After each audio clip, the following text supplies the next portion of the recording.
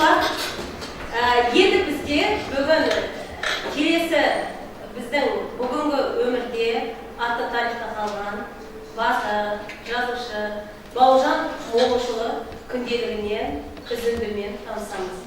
Біріншіден, Бауыржан Момышұлы кім? Ол қандай адам? Қоғам қайраткері.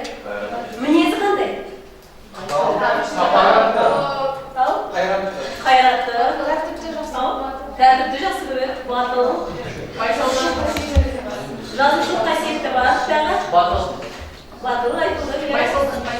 Байсалды. Дұрыс айтасыздар. Не ойласа, соны бетке айтады деп турашылады.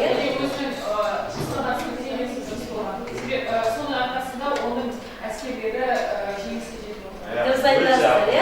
Өте ақыл әділ. Қоғамға өзі тікелей ашық алады. Дұрыс, ашық мінезі болған. Ойы ашық болған, үнемі көмескі емес, жаңағы өзінің ойы тікелей халыққа, қоғамға айтып отырған. Енді қарай, бүгін мен Бауыржан Момышұлын әкеме бала және мейірімді балаға неге қатыстырып алып отыр деп ойлап отырған шығарсыздар. Неліктен бүгін бізде Бауыржан Момышұлы? Жауабы: Бауыржан Момышұлы әке. Біз Бауыржан Момышұлы әке тұлғасында қарастырамыз. Сондықтан да біз Бауыржан Момышұлының әке келбетінде көру үшін оның күнделігіне көз жүгіртеміз. Қазір тыңдаймыз. Мәлім де беймәлім Бауыржан Момышұлы күнделігін тыңдаймыз. Баланың өмірден сабақ алып, ел танып, жер тани бастағанын сезді. Өз қолы, өз аузына жетіп келеді екен. Шырағым, үйде жүрсең нетер едің? Қолыма қырғызтап кетер едің. Деген ой барды, ішімнен балама қарап отыр. Қарағым, Алматыда нетер едің? Парктермен ресторанға кетер едің. Біз тұмсық туфлимен қол шалбас телеға жалқау болып кетер едің, дедім. Ертеңде үйден шығуға дайындалып тұрғанымда, Бақытжан шифонерден менің макинтошымды алып, мені киіндірді. Бұрын бүйтпеуші еді, бұған не болған деп ойладым. Магазинден бұйымдар алып болған соң, Прага ресторанына тамақтануға бардым. Гардероб алдында балам мені шешінді. Киімді швейцарға тапсырып, одан кейін өз киімін тапсырды. Бұған не болған? Шығарды, давайте я сам деп, швейцардың қолына киімімді алып, мені киіндірді. Бұған не болған? Бұған не болған? Жауабы. Әкесінің сөзі қатты әсер етті. Енді біз Бауыржан Момышұлының ойымен ойланайық. Ол үш ретте бізде сұрақ қойды. Бұған не болған деп. Ал жауап қане? Күнделігін оқыған шығар деді. Қадірін түсінген шығар деді. Ал және әкесінің айтқанында кері байланысты сіздерге жалқау дейді, ауыл кезі жалқау дейді. Бұл жерде күнделік қой. Күнделік ол Бауыржан Момышұлының жан сыры. Күнделік ол осы өзінің ойымен бөлісіне. Енді қараймыз. Жауабы былай. Жолда таксиде келе жатқанда ойыма түсті. Кеше учетить бұрынғыдан мені өзі шешіндіріп, өзі киіндіріп еді. Балам соны байқаған екен ғой. Әкемнің кебісін академик қойғанда маған не өрескелдігі бар деп ойлаған екен ғой. Күліп жібердім. Жауабы тапты. Сөйтті, академик кебісін шешіп киініп тұрғаны маған не өрескелдігі бар деп бала киініп тұрғаны. Әке мен баланы қарым қатынасы. Енді сендерде келесі тапсырма осы Бауыржан Момышұлы күнделігі көңіл-күй сызбасын түсіреміз. Көңіл-күй сызбасы былай болады. Қазір мынау күнделік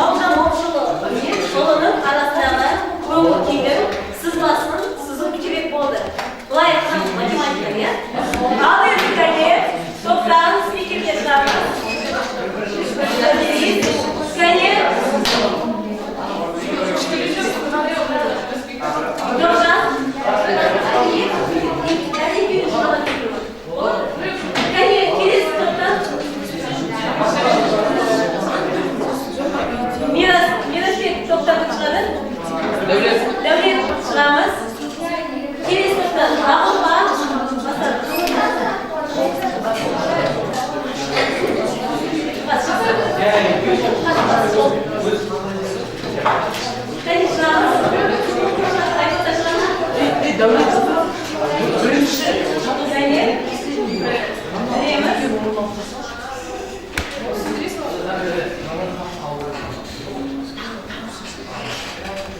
Dördüncü top. David, David, vakit alırsın.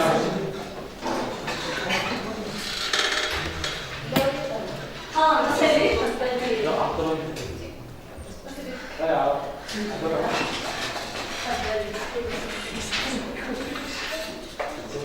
айподда бірінші топсың ғой. Al seni basayım. Top boyunca basıyoruz da iPod'la basıyoruz. Biz birinchi sinf o'qigan кезде sifani negizida biroz o'zgartdik. Sol жағына, ya'ni biz o'qishgan avtordan ko'ngil keyin, ekspert bo'yicha biz o'qiganlardan qanday vaqtda qanday o'qiganlar bo'lganimizni. Biz o'qiganlarga akasining balasi ikkinchi biri және екінші o'qiga akasi balasi mehmonxonada keltirib qaytadan kimning sheshivi degan azdir. Ko'ngil kelgan birinchi o'rindan qolib, ikkinchisi quvondim. Ko'rganlaringizday, avtordan sezilgan o'qishning sezimi negizida o'qiganlarda o'xshash keladi. Biroq so'nga qaray akasi quvonganda bizning top bo'yicha sheshim bo'lganda qattiq quvonch sezimini seziladi. Yana bola bizning o'yimizcha bola uni birovning iste'molina qarab emas, o'zi boshqacha bo'lgan suyu kerak bo'ladi. Qattiq quvonch sezimi bu o'qirmada seziladi. Terus? Yes, top. Bu bizning to'g'risi konkret, ya'ni biz o'qishda degan angliycha ko'ngilda bir grafik bo'lsin. Sebebi biz angliy o'qiganda sol angliy asarga biz ko'ngil bo'lsin bo'ladi. Endi biz o'sha tushunib qo'ydik, ya'ni islamda sol ko'ngil tushadi. Ya'ni aytislar hozir javob bo'lganda, yo'lning alohida borganda o'qira olmagandan sol ko'rdirish bergan ko'ngil tushadi. Keyin Albatta o'qiganda bolasi bilan ketni uspешный tanıdı. Yani o bo'lgan katta ishlar so'raganda bizga ishlar to'g'risida bo'ldi. Bizga avtomobil birga harakat qildik. Rasm bu yani ko'ngil lekin ko'chirdi, ya'ni shunaqa javob topgandan ko'ngil ko'chirdi. Yani o kültürlükini, yani o yolun benim bu arada konuşuyordu. Kısmedeki o kadar kimin eserimiz. Yani aslında o kadar yol tapmanın kimin eserimiz bizim de okuman derslerinin bir var. Terus?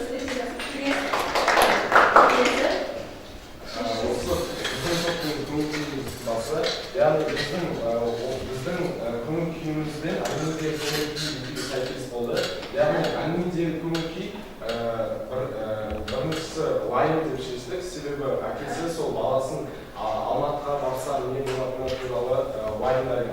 Одан соң жаңағы ресторанға келген кезде баласы өзінің әкесінің киімін шешкен кезде, яғни әкесі таң қалады. Сондықтан біз таң қалу деп ұйғардық. Одан соң сол баласы не үшін шешкені туралы түсінбеушілік пайда болады. Сондықтан біз оны түсінбеушілік деп шештік. Одан кейін күдіктенеді соны.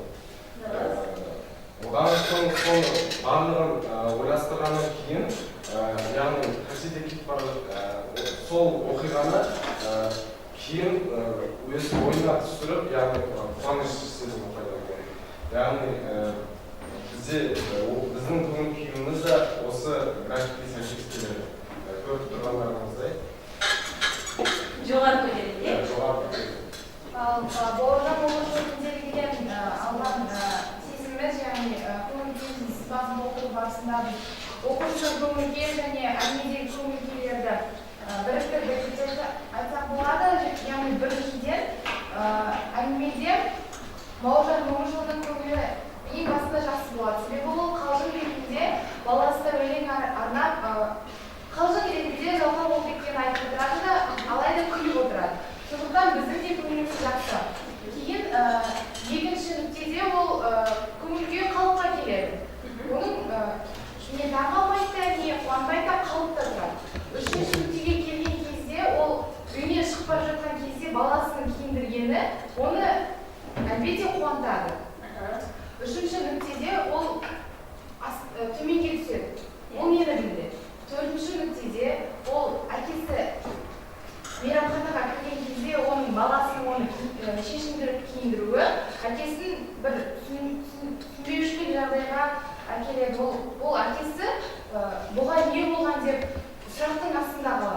Ал 5-ші нүктеде біздің көңіл-күйіміз және автордың да көңіл-күйі лезде жоғары көтеріледі.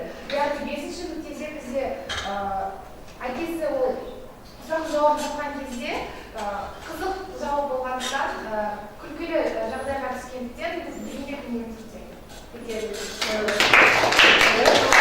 Ал енді сұрақ ойында қай топтың жұмысы ұнады? Дауыс. Бірінші топ, келісіп алайық. Қай топ? Төртінші топты береді?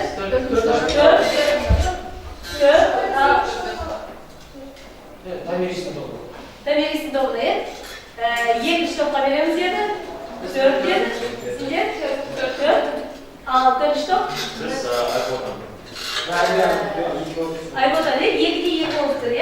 Негізі бала кішкене жаңа бір қателескен жер болды топтардың арасында. Дұрыс жауапты айтқан бізде 3 пен 4-ті. Дұрыс жауапты. Өйткені үшінші жауапты жаңа Дәулеттен ағылма келген кезде олар нақты келтірді. Жаңа бірінші кездегі бала жалқау емес. Бұл жерде Абырай Алтынсариннің шамасы атасының айтқанын білесіңдер ғой, е? Балам, оқымасаң не дер едің, қолға тұрғызып кетер едің деген кезде әкесінің баласына қалжыңы. Түсіндер ме? Соған қалжың қылып отыр. Соны үшінші төрт дұрыс түсінді. Бірінші екінші топты жаңағы қалжыңды сендер жалқаулықпен теңестіріп жүрдіңдер. Қателік кетіп қалды. Сондықтан да мен өзім бұл жерде дұрыстап дауысы үшінші төртінші топқа берейін деп отырмын. Келісесіздер ме? Үшінші топ бізде төртінші топ бар, е? Үшінші топ. Енді келесі бізде тапсырма бұрыш әдісі. Бұрыш әдісі білеміз, төрт бұрышқа. Бізде қазір енді түріп тұрмаймыз, төрт бұрышқа отыра қаламыз. Енді қараңдар, бұрыш әдісі бойынша бүгінгі сабағымыздың қорытындысы болғасын. Адамның адамшылығы істі бастағандығынан білінеді, қалайша бітіргендігінен емес. Деген ұстанымды қолдайтындар бірінші бартаға келіп отырады, бірінші топтың бартасына. Келесі ұлттық тәрбиенің негізі адамгершілік, еңбек тәрбиесі. Осы ұстаным ұстайтындар екінші топтың бартасына келеді. Үшінші, бала қымбат болса, оның тәрбиесі одан да қымбат деген позицияны ұстайтындар үшінші топқа.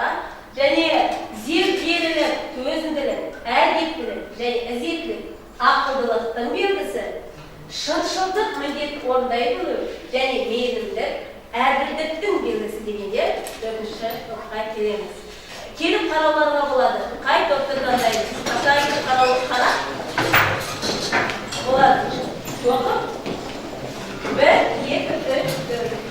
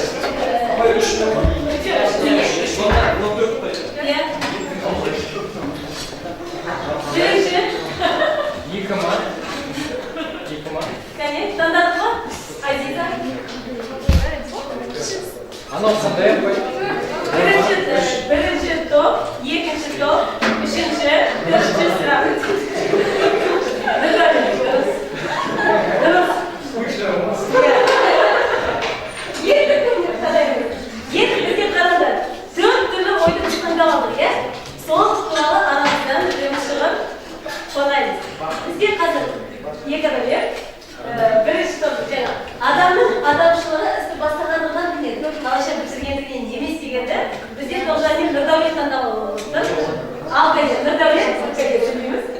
Melike. яғни адам істі алдымен бастау керек егер адам жалқау болса ол сол істі бастамай ақ қояды яғни адамның өзінің сол істі бастағысы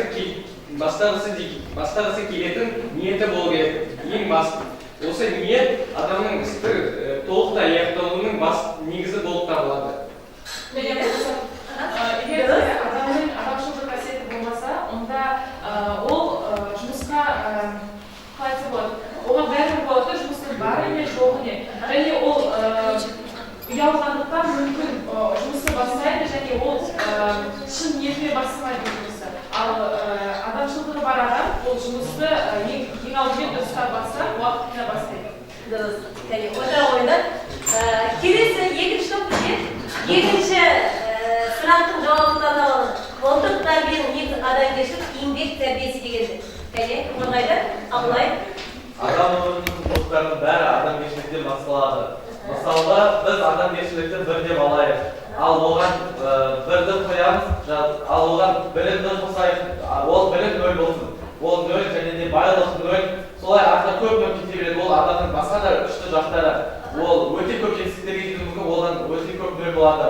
Ал егер де біз адамгершілікті сол кезде адам жоғалтса, біз бірді өлшеп тастасақ, ол нөл ештеңесіз қалады. Сондықтан да тәрбиенің негізі адамгершілік адам емес, ол өзге санасын жоғалтады.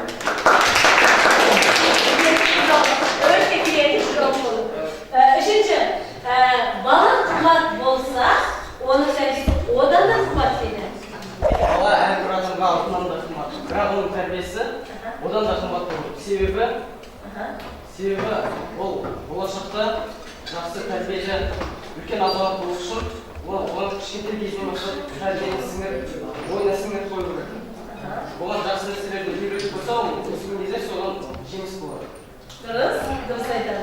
Және төртінші бізде зерделілік, төзімділік. Және зерделілік, әзірлік, ақылдықтың негізі. Шыншылдық, міндеттен орындай білу, мейірімділік, әділдіктің негізі.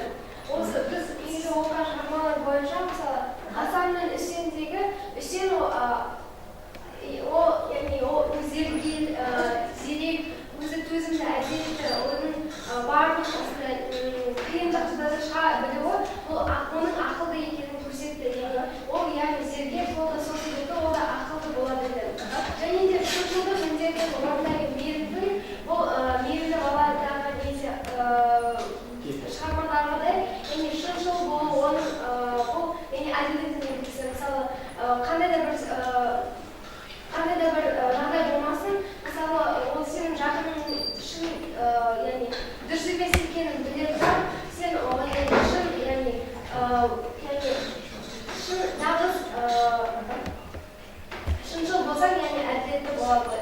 әділетті шешімі дұрысқа де, дұрыс.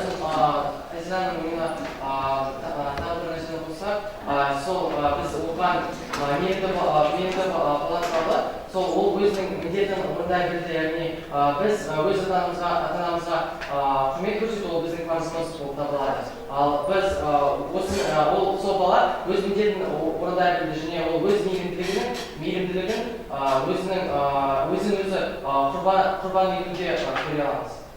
Жаңағы мейірімді баладағы баланың шыншылдығы, міндетін балалық парызын орындай білу және әкесінің мейірімділігі кімге орнайды? Әділдікке әкелді. Дұрыс. Енді балалар, қазір біз буын таксономия орнамызға қайтадан отырамыз. Буын таксономия жаңағы блок ағашы бойынша отырамыз. Блок ағашы. Қазір мына жерде біз бұл сабақты жақсы түсінсеңдер, онда жоғарғы жағы, мына жерде образдар кейіпкердің. Орташа түсіндім десеңдер ортасын, төменгі жағы жаңағы сабақ қай деңгейде меңгердің ағаштың бойына сол кейіпкерді бояп қоясың. Келістік пе? Және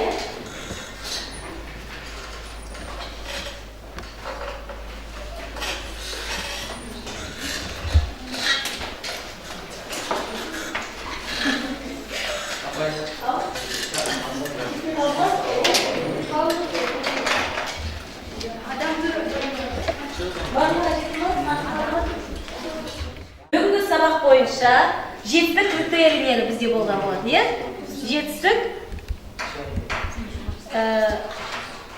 Жетістік критерийлері. Қараңдар, кейіпкер табиғатын жан-жақты аша алдыңдар ма? Ашылды, иә? Шығармада автор көрсеткен шыдай құндылықты көрсете алдыңдар ма? Көрсеттіңдер. Әке мен баланың қарым-қатынасында оқырман көңіл-күйімен кейіпкер көңіл-күйін аша алдыңдар ма? Аштыңдар. Және Ыбырай әңгімелерімен Бауыржан күндерінде ұқсастықтар таптыңдар ма? Яғни бүгін сабаққа мақсат жетті ме? Яғни жетті. Ендеше бүгінгі сабақта барлығыңыз жетті деп бағаланасыздар.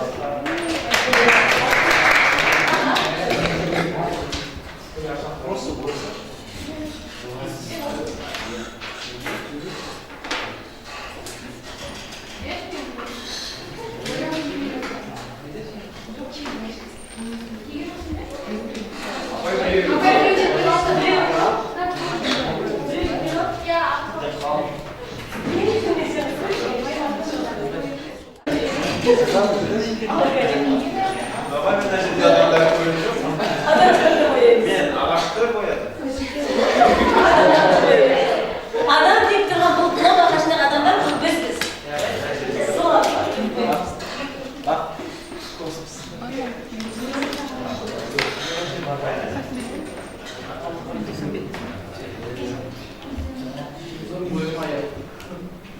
Қоясақ тапсыра бастаймыз. Бүгінгі сабақ көңілдеріңізден шықты ма? Тақырыпты түгел түсіндіңдер ме? Өздеріңе қандай бүгінгі сабақта не алдыңдар? Не үйрендіңдер? Бүгінгі сабақтың құндылығы неге болды? Адамгершілік қасиеттерді. Адамгершілік қасиеттерді. Бірінші Ыбырай Алтынсариннің жаңағы тақырыптары бойынша білім бірінші орынға шыға ма, тәрбие бірінші орынға шыға ма? Тәрбиеден білім басталады. Қандай? Тәрбие жоқ жерде білім жоқ. Дұрыс, осы дәлелденді ме бүгін сабақта? Иә, таңдырып маған тапсырамыз.